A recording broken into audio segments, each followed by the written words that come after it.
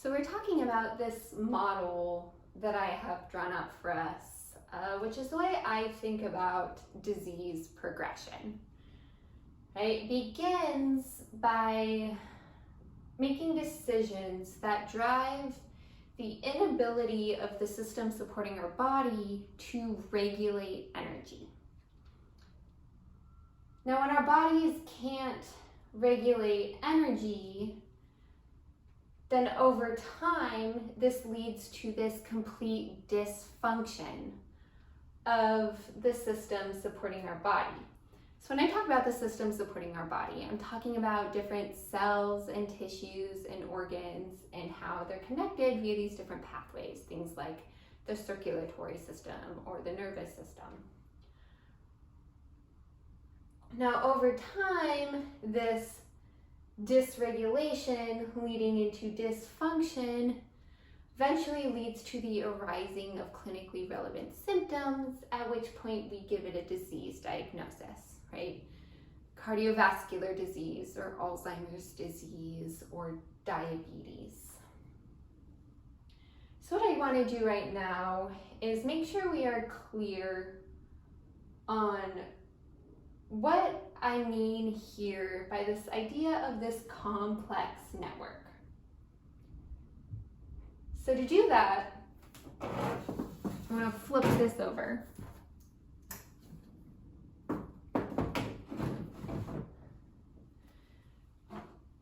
So to do that, let's start by talking about what a complex network is not.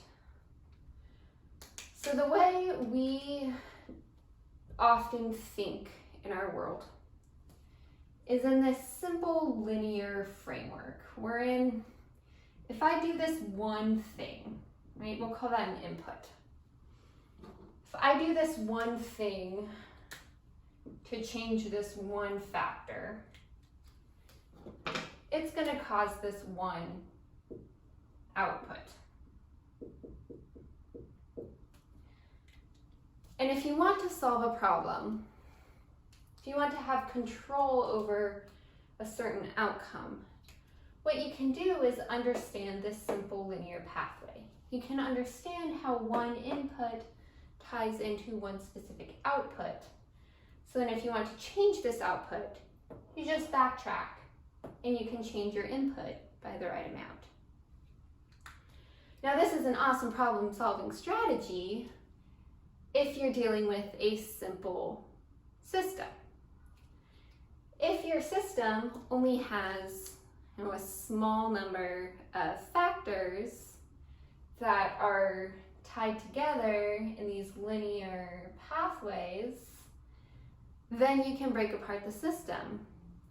And then you can determine a specific output depending on a specific input. But what happens if you don't have a simple system? What happens if you have a one factor A and that impacts factor B, which in turn impacts factor C, which maybe in turn impacts factor B, right? There's a dual relationship there. Maybe C is also impacting factor A and going on to impact factor D, E, F, and so on and so forth, right? I can only hold so many markers, so we're going to stop there. What you end up with is an entire network. So if you have a particular input,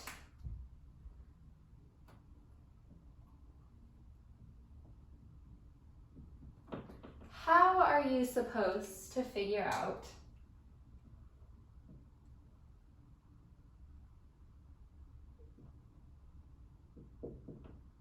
how this input ties directly to this output through this entire complex network?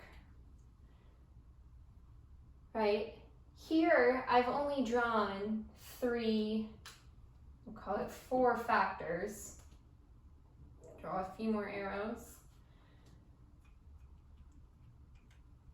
But what happens if you have a system like the body, where if we think about even just one cell, right? Your body has trillions of cells, but let's just think about one. How many factors are at play inside a single cell? Hundreds? Thousands? Well, combine that with the trillions of cells in your body, you have one of the most complex networks that we can think about in our universe.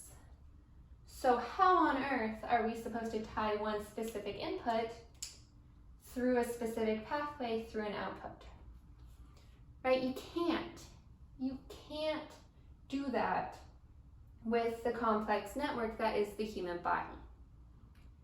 The problem is when it comes to teaching people how to make healthy decisions, that's exactly what we do. We think about the body as a simple, linear problem, right? We tell people if you want to avoid cardiovascular disease, you need to lower LDL cholesterol, which means you should eat less saturated fat. Okay, except that LDL cholesterol is one factor in a very complex network that is your body's lipid system. And maybe lowering your consumption of saturated fat's a good idea, but maybe that leads you to consume more vegetable oil, which is high in omega-6 and generally pro-oxidative. Well, that can actually lead to more damage in your vasculature, which is going to drive the progression of cardiovascular disease, along with another host of diseases. Right? That's just one example, but they're all over the place. It's probably almost every idea you're told, right? Eat less of this, more of this, because it's tied to this one factor, which impacts this one outcome. Now we can do this. We can break down the body. We can think about different pathways through the body. That's a good way to help us understand pieces. But when we do that, we have to think about what matters most, right? What matters most, at least to me, and I hope to you as well, is that when you make a decision, that decision is in the best interest of your body as a whole. As you live out your life, I hope that we can all take into strong consideration how each action is impacting the overall ability of our bodies to function. So what matters most is this input and the eventual output. And the only way to understand this in a way that produces outcomes that really matter is to think about this entire system, right? We wanted to think about this entire network, right? All these arrows going on, this whole complex network here, these multiple factors.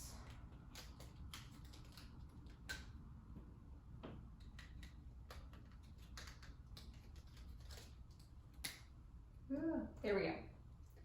Right, our entire complex network. Thinking about its functioning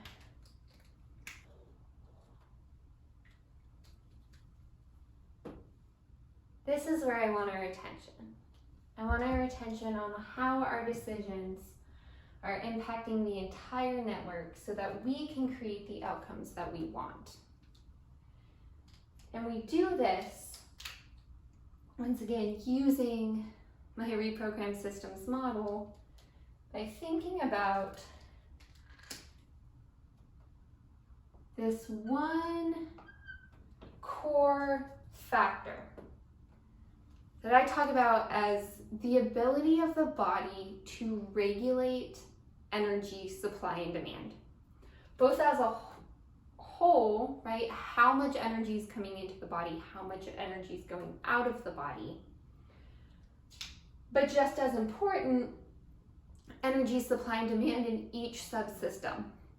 How much energy is going into the liver? How much energy is going out of the liver? Is the energy that's coming out of the liver in the form that the rest of the body needs?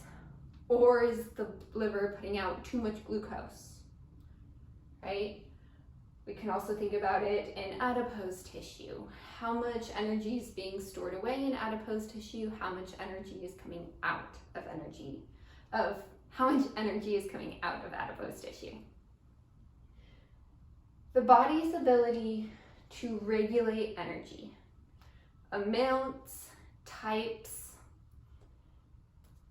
it needs this to be able to function properly.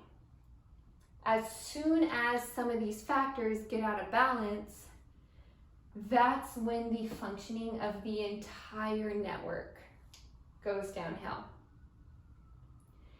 And once again, we can think about these individual pathways, right? Maybe one of these pathways is adipose tissue, right? We can think about how our specific decisions impact fat storage in adipose tissue, right? Or maybe we're thinking about the liver, right? We can think about how specific decisions are impacting energy through the liver. And this will help us understand our individual decisions. But at the end of the day, what matters most is your ability to make decisions that support the functioning of the entire network.